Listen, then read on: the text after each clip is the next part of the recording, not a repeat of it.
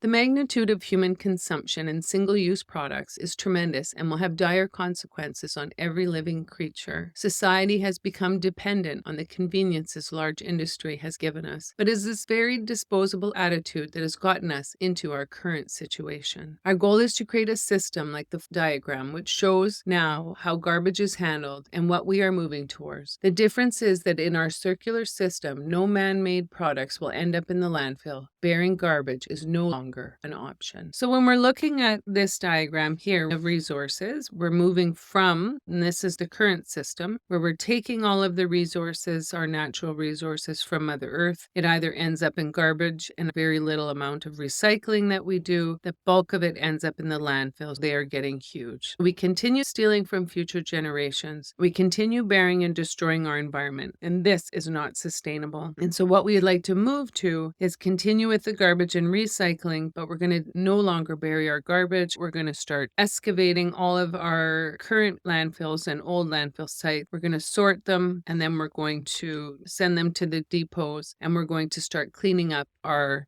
earth. All of the garbage, what will happen is it's going to end up being sorted, compact for transfer to our processing. We're going to have plastic processing plants, steel processing plants, wood processing. We'll have used material processing plants. And what we're going to do at all of these other processing plants that we figure out that we need while we're looking at our garbage, we're going to make it as much into a resellable product as possible for individual sales and industry sales, which will then go into products, which will be purchased. And when they are finished their life cycle, then they end up back in the recycled system. And so instead of burying it, we're going to give it a place to go and figure out how we're going to manage it from there so that we stop poisoning our environment. Many areas will require change in order for our entire system to become sustainable. This is the only way that we will begin to offset the surge of global warming. Making such a change will require great sacrifice and much work. The amount of money required to move the full changeover of our system to clean up the planet is infinite, and it'll take centuries to clean up our global mess.